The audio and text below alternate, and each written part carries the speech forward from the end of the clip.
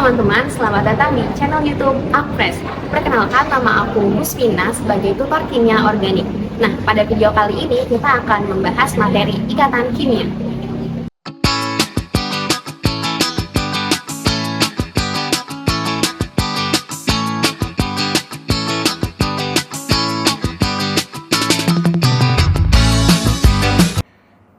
Oke teman-teman, Assalamualaikum warahmatullahi wabarakatuh. Sebelumnya perkenalkan, nama aku Guspina. Di sini aku sebagai tutor kimia organik di materi ikatan kimia. Jadi di materi ikatan kimia ini akan terbagi menjadi dua bahasan besar.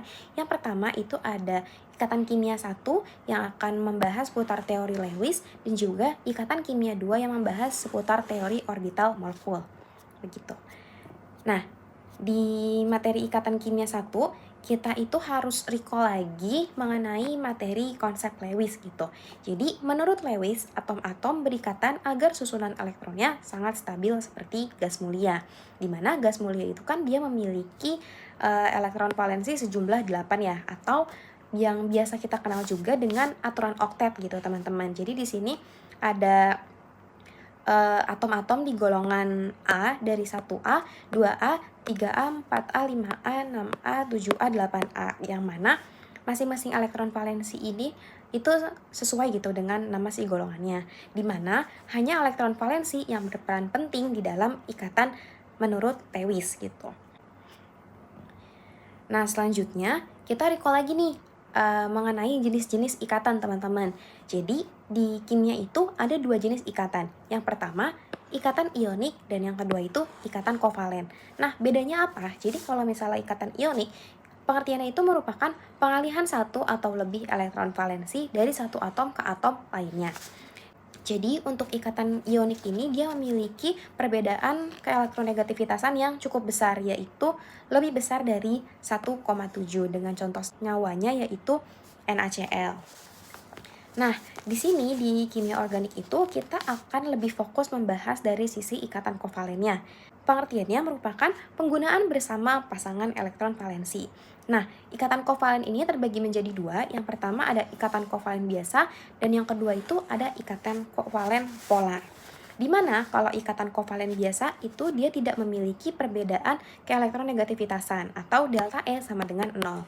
Ikatan kovalen biasa itu terbentuk antara atom-atom yang sejenis. Contohnya itu H2, kemudian Cl2, dan sebagainya.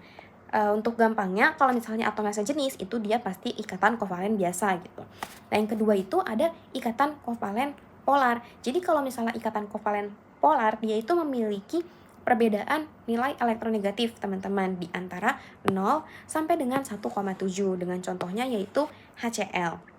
Nah, kenapa sih dia polar? Dikarenakan keduanya itu punya perbedaan nilai elektronegatif kan. Di sini contohnya misalnya H sama Cl, di mana H memiliki 1 elektron valensi, kemudian Cl memiliki 7 elektron valensi dengan nilai elektronegatifnya itu berbeda, yang hidrogen 2,2, yang klor itu 3, nilainya 3 gitu. Nah, mereka membentuk ikatan kan. Jadi satu ikatan kovalen itu tuh terbentuk antara 2 elektron valensi gitu, yang digunakan secara bersamaan.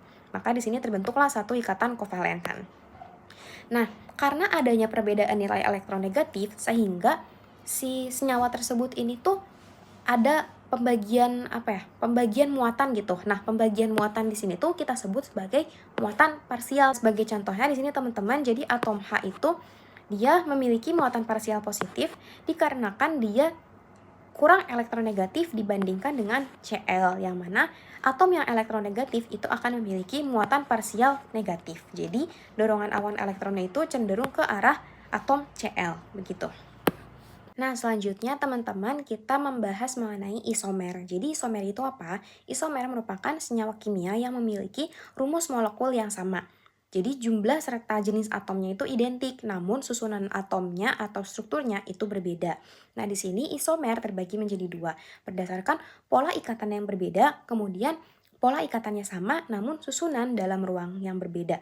Jadi, pertama ketika pola ikatannya berbeda, itu disebut dengan isomer struktural gitu. Nah, yang terbagi menjadi 4 jenis, ada isomer kerangka, isomer posisi, isomer fungsional, dan juga tautomer. Di sini aku bakal bahas dulu isomer kerangka. Misalnya, aku punya rumus molekul C5H12. Dia bisa disusun menjadi seperti ini ataupun seperti ini teman-teman, karena ketika di jumlah si atomnya itu tuh jumlahnya akan sama. Nah, itu yang disebut dengan isomer kerangka. Kemudian untuk isomer posisi, misalnya aku punya rumus molekul C4H9Cl. Jadi kalau isomer posisi itu tuh kita fokusnya ke posisi si substituennya aja. Misalnya di sini aku punya substituen Cl, posisinya itu yang pertama di ujung. Nah, selanjutnya bisa jadi si substituen Cl-nya itu pindah jadi ke posisi karbon nomor 2 gitu. Kemudian selanjutnya itu isomer fungsional. Jadi di sini tuh gugus fungsinya berbeda tapi rumus strukturnya sama gitu. Misalnya di sini aku punya senyawa C3H6. Kalau misalnya berdasarkan rumus struktur, dia kan alkena ya, senyawa alkena. Tapi belum tentu rumus ini tuh hanya terbentuk dari alkena doang gitu. Kalau misalnya alkena, kita bisa ngebentuk dia menjadi seperti ini, CH3. Tapi bisa juga dia sebagai bentuk sikloalkana. Karena ketika sikloalkana itu ada efek pengurangan hidrogen teman-teman. Makanya dia nilai si hidrogennya itu akan sama ketika bentuk strukturnya itu menjadi alkena gitu. Kemudian ada yang namanya tautomer. Jadi kalau misalnya tautomer ini dia biasanya disebabkan oleh adanya geseran hidrida gitu, atau enggak sebuah geseran dalam suatu molekul gitu. Misalnya aku punya senyawa awalnya itu kayak begini. Nah, dia bisa bertautomerisme menjadi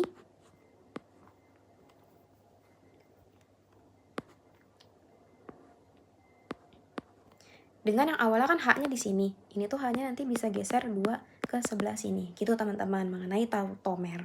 Jadi adanya pergeseran hidrogen yang menyebabkan perpindahan ikatan rangkap gitu. Tapi kalau misalnya kita hitung rumus molekulnya itu masih sama begitu.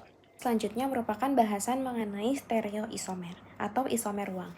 Jadi berdasarkan strukturnya dibagi dua lagi menjadi enantiomer dan diastereomer.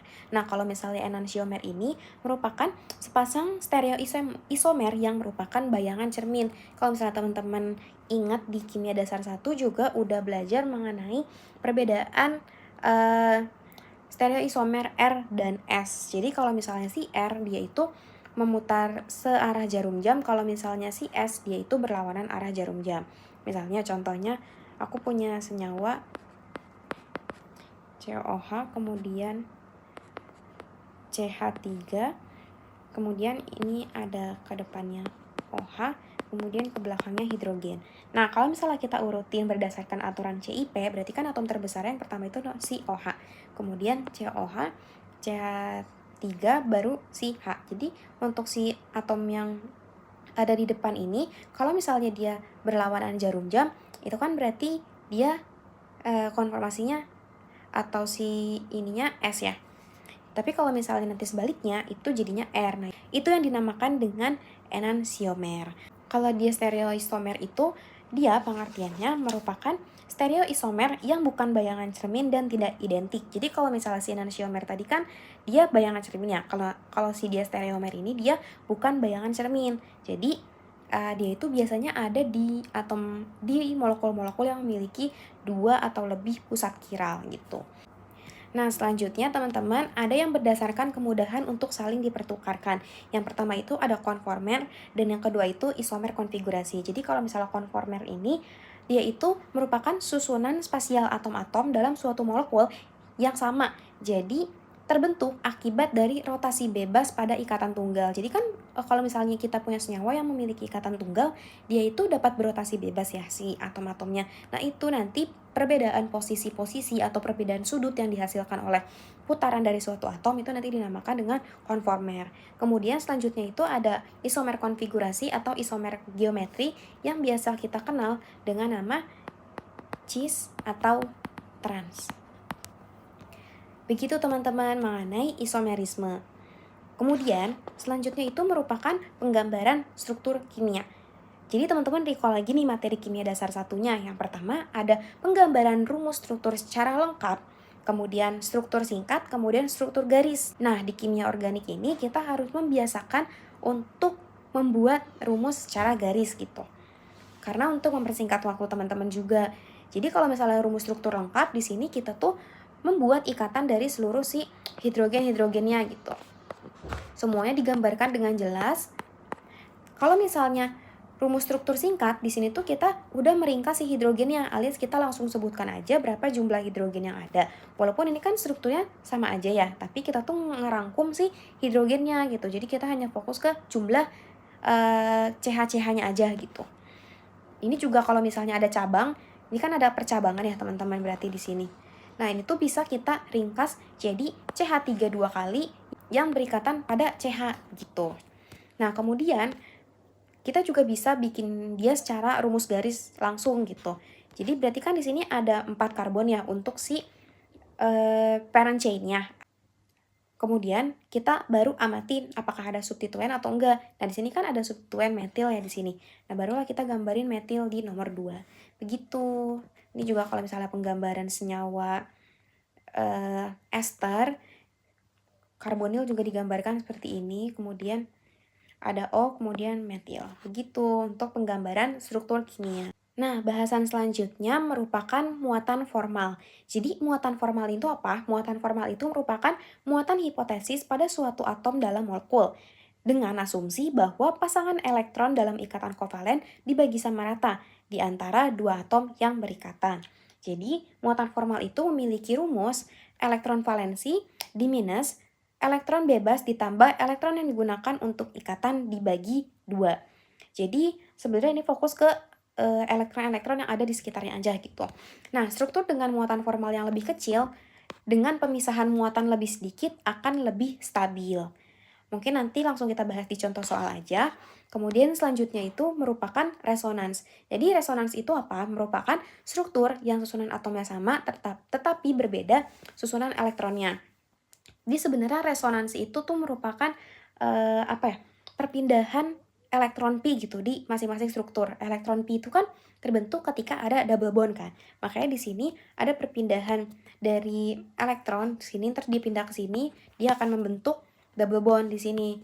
Nah, nanti double bond yang di sini juga akan pindah ke si oksigen membentuk muatan minus lagi gitu. Nah, itu yang namanya struktur resonansi gitu. Nah, struktur kanonik resonans ini biasanya dilambangkan dengan panah dua mata. Jadi kalau misalnya ini dia tuh terus berputar kan teman-teman, makanya dilambangin dengan panah dua mata gitu, karena mereka bisa berpindah-pindah terus gitu. Nah, perpindahan pasangan elektron biasa ditulis dengan panah lengkung dari posisi awal elektron ke kedudukan akhirnya. Jadi kalau misalnya di sini kalian ngelihat ada panah lengkung yang merah ini, nah itu tuh menunjukkan adanya perpindahan dua elektron. Kemudian resonans itu kan nggak ada struktur yang benarnya kayak gimana ya, karena resonansi gitu. Biasanya untuk mempersingkat penulisannya itu ditulis melalui struktur hibrida resonans yang ditulis seperti ini. Jadi perpindahan elektronnya itu kita lambangkan dengan garis putus-putus. Kemudian di sini tuh memiliki orde ikatan 1/3 karena adanya ikatan CO dan juga C rangkap 2O gitu. Kemudian di sini dua muatan formal negatif akan tersebar secara merata pada ketiga atom oksigen. Karena di sini kan tadi ada dua ini ya, pada output akhir itu ada dua minus kan. Makanya di sini pada struktur hibrida resonansnya itu jadi 2 minus. Selanjutnya di sini kita latihan soal. Uraikan cara menggambarkan struktur Lewis yang logis untuk C2N2. Nah, kalau misalnya teman-teman mau bikin struktur Lewis, teman-teman taruh dulu aja atom pusatnya itu di tengah. Berarti kan di sini yang disebut C duluan ya. Teman-teman taruh dulu C ada 2, berarti ada di tengah. Nah, C ini elektron valensinya ada berapa sih? Ya kan elektron valensinya ada 4 kan. Kita tulis dulu melalui titik-titik. Jadi, ini udah menggambarkan CC gitu. Nah, kemudian kita gambarkanlah di sekitarnya itu nitrogen sama nitrogen. Nah, kalau nitrogen ini dia elektron valensinya berapa? Elektron valensi nitrogen itu kan ada 5 ya, teman-teman. Jadi, tulislah kita titik-titik di sekitar nitrogen yang berjumlah 5. Itu. Ini juga sama, kita bikin. Mungkin kita samain aja kayak yang sebelah kanannya ya. Nah, satu ikatan itu kan terbentuk antara 2 elektron, teman-teman. Jadi di sini yang udah pasti akan membentuk ikatan itu si karbon. Nah, selanjutnya gimana nih, Kak? Kan di sini karbon atasnya nggak ada temennya kan, di karbon bawah juga nggak ada siapa-siapa gitu. Nah, makanya karena ada di atom karbon di sini ada 3 ikatan, ada 3 elektron yang tidak berpasangan, di nitrogen juga ada 3 elektron yang tidak berpasangan, maka nanti mereka semua akan membentuk ikatan. Alias secara strukturnya nanti mereka itu akan membentuk ikatan rangkap 3 gitu. Nah, kalau misalnya kita udah tahu apa aja yang bakal berikatan, boleh langsung kita gambarin. Berarti kan ini ada rangkap 3 karbon, kemudian karbon rangkap 3 lagi nitrogen, ya kan? Dengan ada PEB di sini yang dimiliki oleh si nitrogen. Nah, kemudian kalau misalnya kita udah tahu nih struktur Lewisnya kayak gimana, bolehlah kita hitung si muatan formalnya, karena kan tadi belum latihan soal juga ya. Jadi untuk muatan formal tadi kan rumusnya merupakan elektron valensi dikurangi dengan elektron dalam PEB di minus setengah elektron yang berikatan gitu. Coba kita hitung dulu untuk yang si nitrogen di paling kiri, MF1 misalnya. Nitrogen kan elektron valensinya 5. Kita minus dengan elektron bebas. Elektron bebas di sini kan N ada 1 pasang ya, tapi kan elektronnya ada 2, jadi kita minus 2. Kemudian untuk elektron yang berikatan, di sini berarti satu ikatan itu kan terdiri 2 elektron. Kita hitung aja, 1, 2, 3, 4, 5, 6. Tapi dikali setengah, 6. Berarti di sini 5 di minus 2 minus 3, di sini ditambah, maaf teman-teman. Berarti kan 5 di minus 5 ya. Berarti muatan formalnya 0. Coba kalau gitu sekarang kita hitung yang karbon. MF dari karbon sama dengan karbon elektron valensinya 4. Di minus pasangan elektron bebasnya ada atau enggak? Dia enggak punya pasangan elektron bebas kan, berarti 0. Ditambah sama setengah dari elektron yang digunakan untuk berikatan. Di sini ada 1, 2, 3, 4, 5, 6, 7, 8. Oh, ada 8. Nah, kalau gitu kita jumlahin aja 4 di minus sama 4, 0. Nah, berarti kan di sini nggak ada sebaran muatan formal kan, alias semuanya 0, 0, 0, 0 gitu. Nah, makanya berarti si struktur ini merupakan struktur yang udah paling stabil. Begitu teman-teman mengenai perhitungan muatan formal. Nah, selanjutnya di sini tuliskan struktur lengkap, mampat, dan garis untuk semua isomer dengan rumus molekul berikut.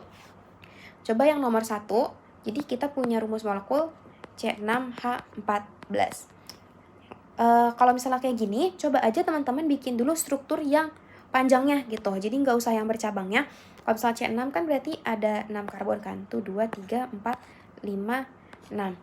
Nah, kalau misalnya udah kayak gini, kita buat lagi kalau misalnya dia memiliki cabang, 1 cabang di sini. Terus misalnya ini kan masih bisa dikurangin lagi ya teman-teman. Jadi kayak gini, terus cabangnya ada 2. Ini juga boleh. Nah, kalau misalnya masih ada kemungkinan struktur yang berbeda, boleh digambar lagi. Misalnya kita rantai karbonnya jadi cuman mau 3 doang. Terus berarti kan kurang 3 karbon atom ya. Soalnya jadi 4 deh. Terus di sini si molekulnya 2 metilnya mau dalam 1 karbon yang sama, itu juga boleh. Tuh 2, 3, 4, 5, 6 kan sama kan 6 semua. Nah, itu merupakan struktur-struktur yang kemungkinan dapat dibuat dari rumus si C6H14. Oh ya, di sini kan bilang ya struktur lengkap, mampat, dan garis. Jadi nanti teman-teman boleh langsung dilengkapin aja. Misalnya kalau pakai struktur lengkap kan berarti nanti ada dijelasin hal semuanya kan. Begitu. Ini aku ngasih contohnya pakai struktur garis aja. Begitu teman-teman. Selanjutnya kita ada latihan soal mengenai penentuan muatan formal dan juga penggambaran struktur kanonik resonans. Nah, di sini yang nomor 1 itu kita disuruh tentukan muatan formal dari atom-atom dari spesies berikut gitu, dan kita suruh ditentukan struktur mana yang lebih stabil. Jadi kalau misalnya ada soal kayak gini, gambarin dulu aja si struktur premisnya gitu, tapi dengan pembentukan ikatan juga boleh. Di sini aku langsung gambar aja strukturnya. Katanya H2NOH kan. Kita gambar yang ini dulu. H2NOH. Berarti di sini ada N mengikat 2 hidrogen. Kemudian dia berikatan dengan O dan berikatan lagi dengan H. Ya, berarti kan di sini kita lengkapin dulu si PEB-nya. Di sini kan nitrogen baru punya 3. Berarti kita lengkapin lagi dengan 2. Terus di sini O 2 ikatan, berarti kekurangan ada lagi 2 PEB. Nah, udah. Nah, terus di sini ada struktur H2ONH. Jadi kita gambarin dulu aja kayak tadi, tapi hanya itu berikatan di O. H2ONH. Nah, di sini karena nitrogen kan punya 5 elektron valensi ya, berarti dia di sini berikatan double bond dengan oksigen gitu. Nah, kalau misalnya kita udah bikin strukturnya, langsung aja kita tentukan si muatan formalnya. Di sini kita tentuin dulu muatan formal dari nitrogen. Elektron valensi nitrogen berapa? 5 diminus sama ada PEB 1, berarti 2 elektron, diminus lagi elektron yang digunakan untuk berikatan. Jadi langsung aja tentuin teman-teman, kan di sini ada 3 ikatan ya, berarti 3 elektron gitu. Kalau tadi kan ada setengah dari semuanya kan, berarti setengah kali 6. Nah, kita boleh langsung tentuin jadi 3 gitu.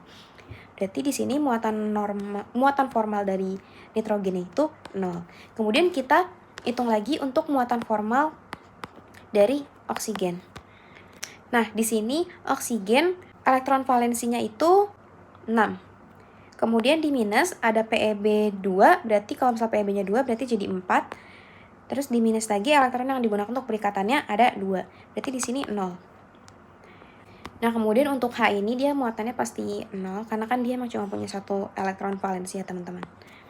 Nah, kemudian untuk struktur yang satu lagi kita hitung aja sih muatan formalnya. Muatan formal dari O dulu boleh dihitung. Elektron valensi O itu ada 6. Kemudian minus dengan PEB-nya. PEB kan dia udah nggak punya PEB ya, karena udah dipakai untuk berikatan semua.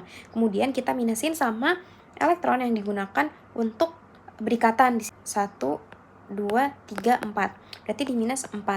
Nah, di sini plus 2. Berarti oksigen di sini itu dia mengemban muatan plus 2.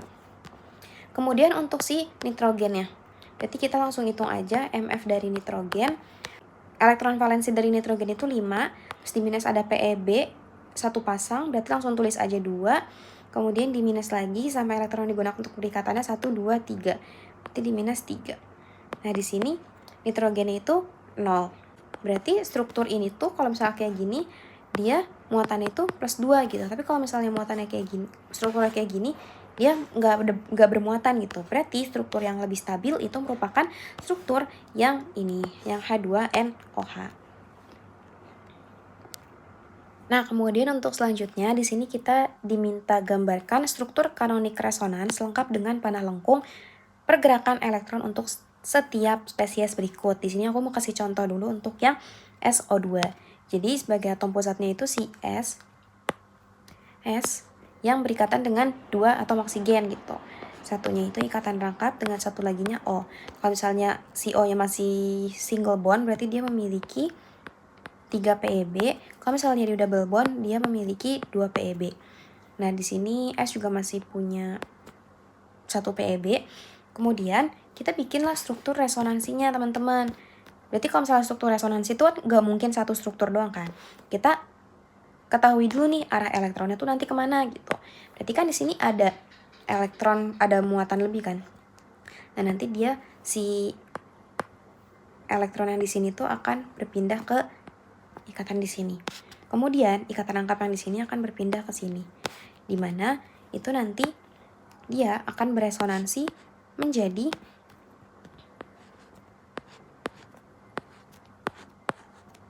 seperti ini. Yang mana ini nanti sama juga si panah elektronnya, berarti ke sini, terus nanti dia ke sini. Begitu. Nah, ini merupakan struktur resonansi yang dimiliki oleh SO2.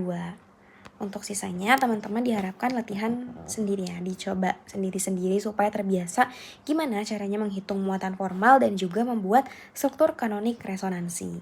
Gitu. Nah, baik teman-teman, selanjutnya kita akan membahas ikatan kimia 2 dari sisi teori orbital molekul. Jadi, salah satu syarat terbentuknya ikatan merupakan terpenuhinya aturan-aturan di orbital molekul. Ikatan akan terbentuk dari tumpang tindih orbital atom menjadi orbital molekul. Di sini, ketika tumpang tindih n orbital atom, maka akan menghasilkan n orbital molekul gitu. Dimana dua orbital atom yang terbentuk itu akan menjadi orbital molekul ikatan dan juga anti-ikatan.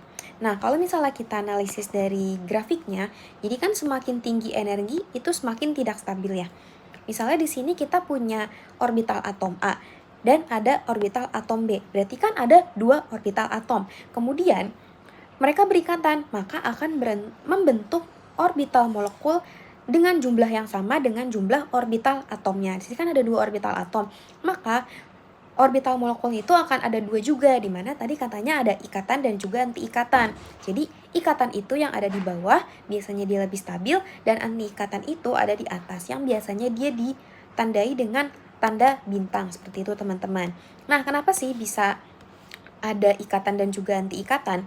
Jadi kalau misalnya mereka kombinasinya itu satu fasa atau sama-sama misalnya ditandangkan dengan positif, maka mereka akan membentuk orbital ikatan. Tapi kalau misalnya kombinasinya itu berbeda fasa, bisa ditandai dengan positif dan negatif, maka akan terbentuk orbital anti-ikatan. Nah, selanjutnya kita akan membahas jenis ikatan. Pada materi ini kita akan fokus ke orbital S dan juga orbital P. Jadi, ketika dua buah orbital S itu mengalami tumpang tindih, maka tumpang tindihnya itu selalu muka ke muka. Karena bentuk dari orbital S itu bentuknya bulat, jadi ketika mereka mengalami tumpang tindih, maka selalu face to face, arahnya itu selalu di depan dan di depan gitu. Makanya misalnya di sini ada positif dan positif. Jadi mereka itu selalu muka ke muka gitu. Nah, tumpang tindih antara dua orbital S itu akan membentuk ikatan sigma. Kemudian selanjutnya untuk orbital P, tumpang tindihnya itu tidak selalu muka ke muka. Kenapa? Dikarenakan bentuk orbital P yang seperti ini teman-teman. Jadi dia itu tidak selalu positif dua-duanya, alias dia ada positif dan juga ada negatif gitu. Simpulnya. Nah, di sini ada ikatan, ada tumpang tindih dari muka ke muka, yang mana kalau misalnya muka ke muka itu seperti ini teman-teman.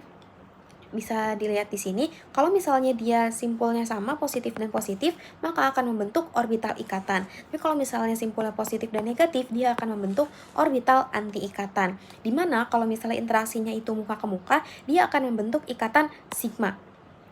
Nah, karena bentuk orbital P yang bisa berada di segala arah, alias ada misalnya di sini PX, kemudian ini PY, kemudian ada PZ yang bentuknya itu dia di sumbu sejajar gini.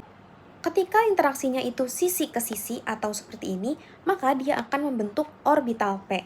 Ketika simpulnya sama, positif-positif, maka akan terbentuk orbital ikatan. Namun ketika simpulnya itu berbeda, dia akan membentuk orbital anti-ikatan. Begitu. Nah, kalau misalnya yang interaksinya itu muka sama sisi, dia itu tidak terjadi interaksi teman-teman, karena di sini terhalang secara simetri. Jadi menurut teori simetri, mereka itu tidak dapat mengalami tumpang tindih. Nah, selanjutnya merupakan pembahasan mengenai hibridisasi sp3 atau skema pembentukan CH4. Seperti yang sudah kita ketahui, jadi konfigurasi atom karbon itu 1s2, 2s2, sama 2p2 kan. Kalau misalnya kita gambarkan ke orbital molekulnya, dia itu akan seperti ini teman-teman. Nah, coba kita amatin di sini orbital mana aja sih yang masih memiliki elektron yang belum penuh gitu. Berarti kan di sini ada orbital p ya. Dengan tiga-tiganya itu yang 2p di sini masih tidak berpasangan dan satu lagi orbitalnya kosong gitu. Tapi kenapa sih si karbon ini bisa mengikat 4 atom lainnya gitu? Nah, itu disebabkan adanya promosi elektron pada atom karbon. Dari yang awalnya itu keadaan dasar atau ground state menjadi keadaan tereksitasi. Jadi, satu elektron dari orbital S itu akan naik ke orbital P, ke energi yang lebih tinggi, yang menyebabkan akan ada 4 orbital atom yang tidak berpasangan.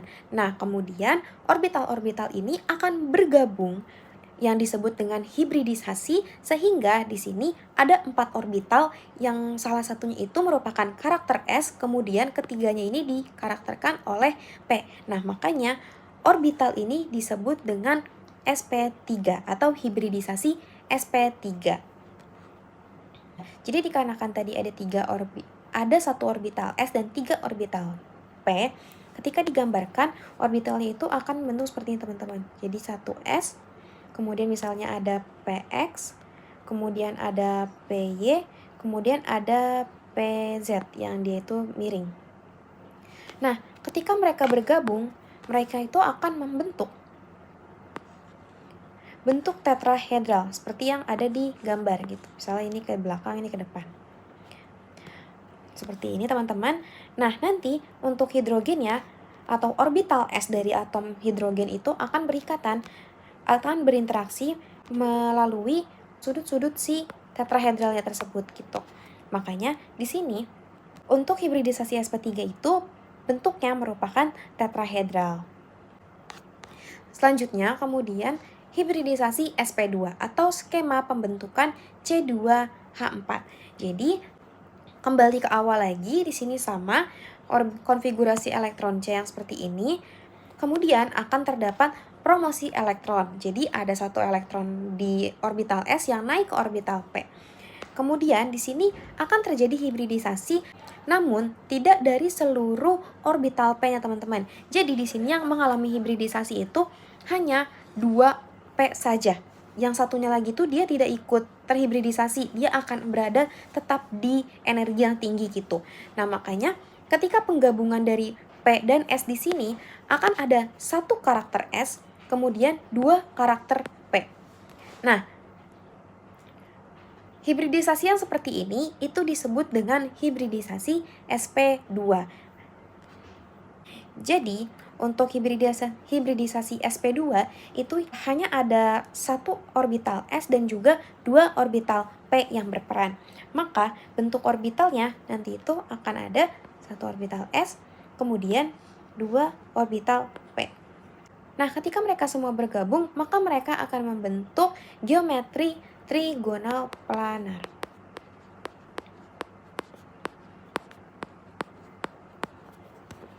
Di mana pada molekul etena ini ada 1 tumpang tindih muka ke muka yang akan menghasilkan ikatan sigma dan juga 1 tumpang tindih tepi ke tepi yang akan menghasilkan ikatan pi gitu. Jadi pada hibridisasi sp2 itu akan terbentuk 1 ikatan sigma dan 1 ikatan pi, yang mana ikatan sigma ini terbentuk dari tumpang tindih muka ke muka, kemudian ada terbentuk ikatan pi yang orbitalnya itu melalui tumpang tindih tepi ke tepi, begitu. Jadi meskipun di sini ada 2 gambar ya teman-teman, tapi itu tuh artinya terbentuk 1 ikatan pi, begitu. Konsekuensi adanya ikatan pi itu akan membuat ikatannya itu menjadi lebih pendek. Di sini kita bandingkan antara 2 ikatan C double bond dan C single bond, di mana C single bond itu memiliki panjang ikatan lebih panjang dibandingkan dengan double bond gitu. Yang kedua, ikatan pi lebih terpanjang. Oleh karena itu lebih reaktif terhadap elektrofili. Apa sih yang dimaksud dengan lebih terpanjang? Jadi, dengan bentuk orbital pi yang seperti ini yang ada di luar gitu, jadi lebih terekspos teman-teman. Nah, makanya di sini elektron pi itu lebih mudah diserang dengan elektrofili. Ketika ada elektrofil yang ingin menyerang suatu molekul tersebut, maka elektron pi lah yang akan lebih dulu mengalami reaksi, begitu. Nah, selanjutnya rotasi dari ikatan C rangkap 2 itu terbatas dikarenakan ketika rangkap 2 maka kita tidak bisa bebas memutarnya. Nah, nanti di sini sebabnya itu akan ada isomer cis trans pada ikatan rangkap 2. Di mana dibutuhkan orientasi 2 orbital P saling sejajar agar terbentuk ikatan pi. Ini kembali lagi ke bagaimana kita dapat membentuk ikatan pi-nya. Kemudian selanjutnya merupakan hibridisasi sp, skema pembentukan C2H2 atau senyawa alkuna. Jadi seperti yang awal, berikut merupakan orbital atom yang dimiliki oleh karbon pada keadaan dasar, kemudian akan mengalami promosi elektron yang mana satu elektronnya itu akan naik ke keadaan tereksitasi. Kemudian ketika berhibridisasi atau ketika bergabung, hanya ada satu orbital P yang akan bergabung dengan orbital S. Jadi di sini karena karakter S dan P-nya sama, maka hibridisasinya dinamakan hibrida sp. Jadi masing-masing memiliki peran 50%, 50%. Kemudian selanjutnya, kedua orbital hibrida sp itu saling bertolak belakang membentuk garis lurus, yang mana sudut diantaranya itu 180 derajat. Kemudian, kedua orbital P saling tegak lurus, dan juga tegak lurus terhadap orbital sp. Jadi di sini kan ada dua orbital sp ya teman-teman, dan ada orbital P yang memang tidak mengalami hibridisasi begitu. Makanya di sini karena hanya ada dua, maka yang terbentuk itu akan linear teman-teman. Maka di sini akan terbentuk dua elektron P1 dan juga P2. Dengan panjang ikatannya itu, dia akan lebih pendek lagi dibandingkan ikatan rangkap. Seperti itu. Jadi teman-teman, coba kita rangkum dulu pembahasan yang udah kita bahas tadi. Kalau misalnya hibridisasinya itu sp3, maka dimiliki oleh ikatan karbon single bond. Apabila hibridisasinya sp2, maka dimiliki oleh karbon double bond. Apabila hibridisasinya sp, maka dimiliki oleh ikatan karbon triple bond. Kemudian, selanjutnya di sini ada latihan soal. Yang pertama, metabolit kapang dan antibiotik mikomisin mempunyai rumus struktur berikut.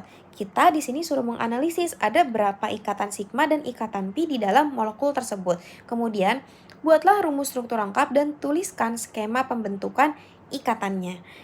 Nah, apabila dia itu single bond, maka ikatan yang terbentuk itu merupakan ikatan sigma. Apabila dia double bond, maka 1 sigma, 1 pi. Apabila dia triple bond, maka 1 sigma dan 2 pi. Berikut merupakan rangkumannya. Nah, di sini coba kita gambarin ada berapa ikatan sigma dan juga pi di dalam molekul tersebut. Berarti kalau misalnya kita analisis dari paling kiri, di sini kan ada triple bond ya. Berarti di sini dia 1 sigma kemudian 2 pi. Kemudian di sini single bond, pasti dia merupakan sigma. Kemudian di sini triple bond lagi, berarti sigma 2 pi. Kemudian di sini single bond, berarti sigma. Nah, di sini tuh ada ikatan CH teman-teman. Jadi satu ikatan CH itu merupakan ikatan sigma. Jangan dilupain. Nah, di sini ada double bond berarti sigma dan pi. Kemudian selanjutnya double bond lagi, sigma dan pi lagi. Kemudian ada CH. Ini jangan dilupakan. Berarti di sini ada satu ikatan sigma dengan di sini ada single bond lagi berarti ikatan sigma lagi. Kemudian ada CH, ikatan sigma, di sini ada double bond, ada sigma dan juga pi. Kemudian di sini ada CH. Berarti kita tulis dia ada ikatan sigma, kemudian di sini single bond, ikatan sigma lagi, ikatan sigma, ikatan pi, kemudian di sini ikatan sigma, ikatan sigma. Ada dua, berarti ada dua ikatan sigma. Kemudian di sini ada double bond, berarti 1 sigma, 1 pi, kemudian di sini sigma dan di sini ada OH, berarti dia single bond akan menjadi sigma. Begitu teman-teman. Nah, di sini kita analisis juga menggunakan struktur lengkapnya dan tulis skema pembentukan ikatannya. Jadi untuk skema pembentukan ikatan itu kita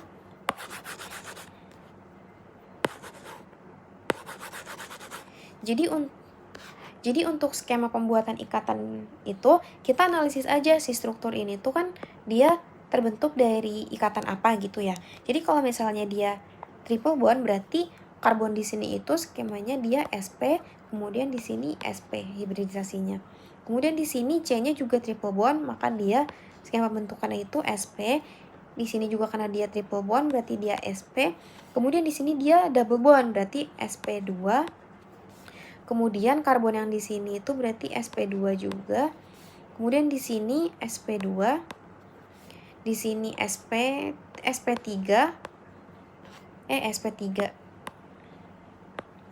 sp2. Kemudian di sini sp2. Kemudian di sini sp2. Di sini sp2. Di sini karena dia mengikat 4 berarti sp3. Kemudian di sini karbon ikatan rangkap juga sp. Kemudian di sini juga karbon ikatan rangkap berarti dia sp2. Begitu teman-teman, nanti tuh si skema pembentukan ikatannya langsung di ini aja berdasarkan pembentukan dari si struktur lengkapnya. Nanti untuk skema pembentukan ikatannya teman-teman tulisnya ini aja berarti sp ke sp begitu. Sekian materi yang dapat aku sampaikan. Terima kasih atas perhatiannya. Wassalamualaikum warahmatullahi wabarakatuh. Demikian video pembelajaran kali ini, semoga dapat membantu teman-teman dalam memahami materi kimia organik. Jangan lupa dukung channel ini dengan cara like, subscribe, dan juga share ke teman-teman kalian. Semangat belajar dan sampai jumpa di video selanjutnya.